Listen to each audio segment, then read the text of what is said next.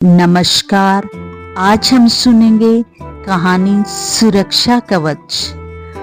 अगर किसी वस्तु को सुरक्षित रखना है तो उसे बचाने के लिए जरूर किसी न किसी चीज की उस पर सुरक्षा चढ़ाई जाती है। इसी तरह हमारे समाज में महिलाओं की स्थिति भी कुछ ऐसी ही है। अगर उन्हें अपनी इज्जत सुरक्षित रखनी है तो उसके लिए समय समय पर अलग अलग तरह के वस्त्रों का, कभी श्रृंगार का उन्हें सुरक्षा कवच चढ़ाना पड़ता है। हमारी आज की कहानी इसी पर आधारित है, जिसके मुख्य पात्र विभा, रमा और भारती है। आओ सुनते हैं आज की कहानी सुरक्षा कवच।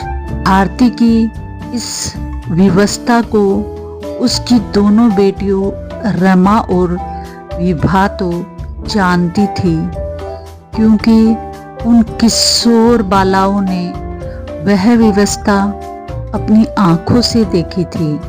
मगर लोगों के मुंह पर तो ताला नहीं लगाया जा सकता और ना ही कोई समाज की सोच बदल सकता है। आज भी हमारे समाज में कुछ ऐसे पुरुष होते हैं, अगर उन्हें पता लगे कि उस महिला का पति उसके साथ नहीं रह रहा, या वो महिला कंवारी है, या वो महिला छोटी उम्र में विधवा हो गई है, तो उन पुरुषों की वासना जाग उठती है। वो उस महिला को देखने का नजरिया बदल लेते हैं। ऐसी ही वासना का शिकार बार बार भारती होती रही। भारती को अपने माथे की बिंदिया, आँख का सा गोला और पांव के बिछिया बिच्छू के समान डंक मारते प्रतीत होते थे। आखिर एक विधवा के लिए इन चीजों का औचित्य ही क्या रह जाता है। मगर अपने बच्चों को पालने और समाज की प्रदूषित नजरों से बचने के लिए उसने यह सुरक्षा कवच पहन लिया था। दफ्तर के दायरे में आने वाले सभी कर्मचारी भूखी ललायित आंखों से कन्नी काटने के लिए भारती को यह सुहाग की परिचायक धारण करनी पड़ी थी। उसका विधवा होना अभिशाप था, मगर उससे भी बड़ा अभिशाप जो भारती को लगा वह था उसका सुंदर होना। सच में भारती के लिए ये ईश्वर का दिया एक अभिशाप बन गया था। कंधे पर पर्स टांगे भारती ने दफ्तर में प्रवेश किया। तब उसके साथी कर्मचारी सारे आ चुके थे। अभी भारती अपनी कुर्सी पर बैठी ही थी कि बगल की कुर्सी से मिस्टर थापा उठकर उसके पास आए और उसकी टेबल पर कोहनी के बल हाथ रख के खड़े होकर मंद मंद मुस्काते हुए भारती से बोले, hello Bharti. Oh sorry Mrs Bharti, आज आप कुछ लेट नहीं हो गई? जी, घर पर कुछ मेहमान आ गए थे। भारती उसकी तरफ देखे बिना ही बोली, आपने बताया कि आपके पति दिल्ली सर्विस करते हैं, मगर आप उनके पास क्यों नहीं जाती? क्या आपकी अनबन रहती है? क्या उनके साथ आपकी बनती नहीं? क्या उन्होंने कोई और लड़की पसंद कर रखी है। भारती तिल मिला के बोली, देखिए यह मेरा पर्सनल मामला है, इसमें टांग ना ही अड़ाएं तो ज्यादा अच्छा होगा। थापा जी बोले, हाँ भाई हाँ, मगर बहुत दिनों से आपको एक बात कहना चाहता था, मैं आज कह कर ही मानूंगा। भारती ने कहा, कौन सी बात? आप बला की खूबसूरत हैं। यदि आप शादीशुदा नहीं होती तो आपके सोहर होने का पहला हक हमारा ही होता। आप मुझे काम करने देंगे थापा साहब? भारती ने उसे झिटकते हुए कहा। वह सकपकाकर अपनी कुर्सी पर जा बैठा, लेकिन भारती को उसकी आंखों में वासना साफ दिखाई दे रही थी। भारती का मन रोज इसी तरह जवाब देते देते उकता गया था, मगर अपनी बच्चियों की परवरिश की खातिर वह इतनी अच्छी नौकरी छोड़ भी नहीं सकती थी। उसे वो दिन अच्छी तरह याद है जब वो सूनी मांग और माथा लेकर एक दफ्तर में नौकरी के लिए आवेदन देने गई, तो वहाँ के जनरल मैनेजर ने उसे सिर से पांव तक पता नहीं कितनी बार वासना भरी नजरों से देखा और कहा, मैं तुम्हें अपनी पर्सनल सेक्रेटरी की नौकरी दे सकता हूँ, मगर तुम्हें कभी कभी मेरे साथ बाहर भी जाना होगा। तुम समझदार लगती हो, समझ सकती हो, तुम जो चाहो वो वेतन मैं तुम्हें दूंगा। मुझे अपनी इज्जत नौकरी से ज्यादा प्यारी है। भारती यह कहकर पलटकर उसके कैबिन से जाने लगी, मगर मैनेजर ने उसे रोककर कहा, ठहरो, जरा ठंडे दिमाग से सोचो, तुम्हें नौकरी की सख्त आवश्यकता है। इस पर बला की खूबसूरती पर विधवा का श्राप तुम्हें कहीं भी इज्जत की नौकरी नहीं करने देगा। इसलिए मेरी बात मानो, यह नौकरी कर लो। भारती ने कहा, क्षमा कीजिए श्रीमान जी, यदि मेरी सुंदरता मेरी बच्चियों के भविष्य में आड़े आएगी तो मैं तेजाब डालकर अपनी सुंदरता को खत्म कर दूंगी।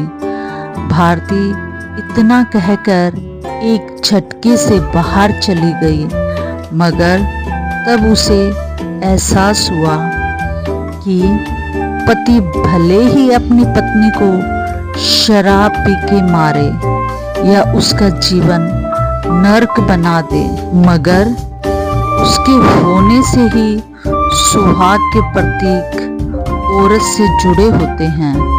असल में वही उस औरत के सुरक्षा कवच होते हैं, वरना समाज में भटकते वासना के पुतले उस औरत को औरत ही नहीं रहने दें।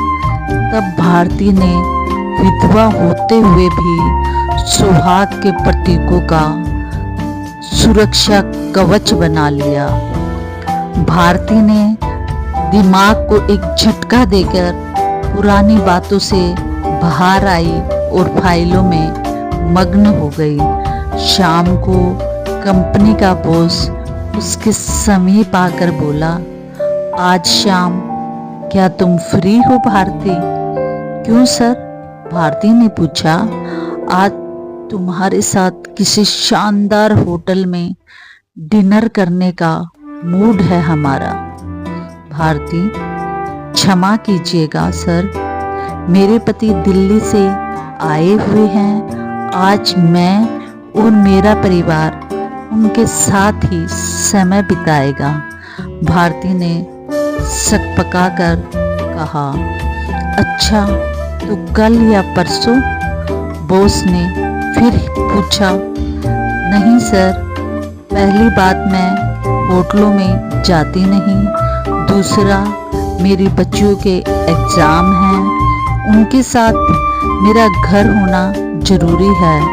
भारती ने अपना पर्स उठाकर कुर्सी से उठते हुए कहा तो बॉस अपना मुंह बना कर रह गया। भारती अभी अपने घर से कुछ ही कदम फासले पर थी।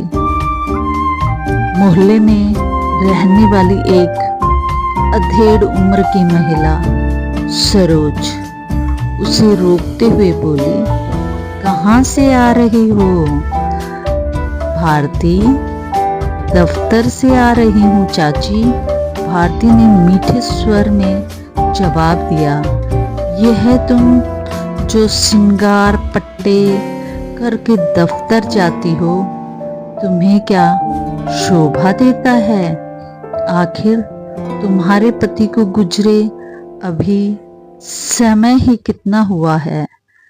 भारती, कहीं ऐसा तो नहीं कि दफ्तर में तुम किसी और के साथ गुलछर्रे उड़ा के आ रही हो? सरोज महाजन के शब्द भारती को ऐसे चुभे। भारती तेजी से अपने घर की ओर दौड़ी। वह सीधे अपने कमरे में पहुंची और बिलक बिलक कर रोने लगी। रमा और विभा ने जब अपनी माँ को इस हाल में देखा तो वह दौड़कर उसके पास पहुंची। विभा भारती के कंधे पर हाथ रखते हुए बोली, क्या हुआ मम्मी, आप रो क्यों रही हैं?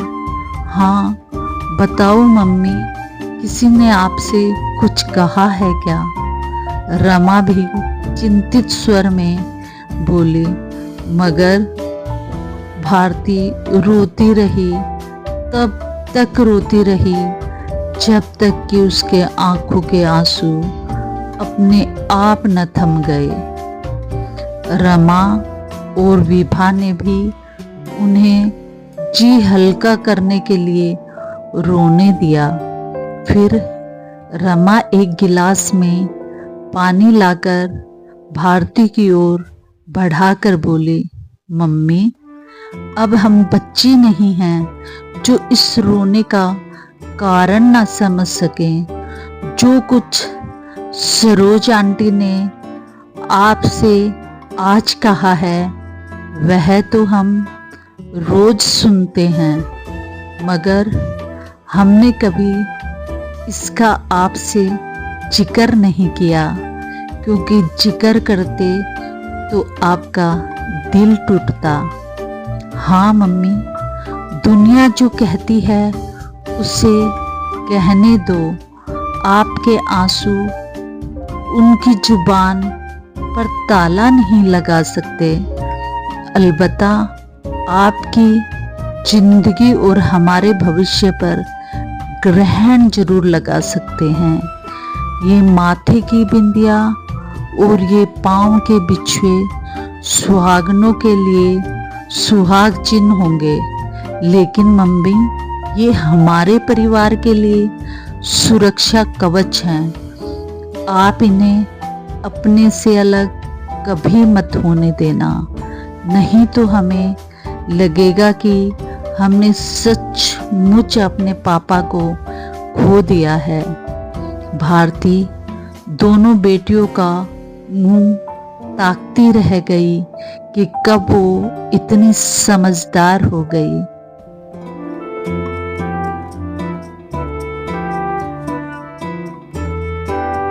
आपसे अनुरोध है, ऐसी कहानियां सुनते रहने के लिए चैनल को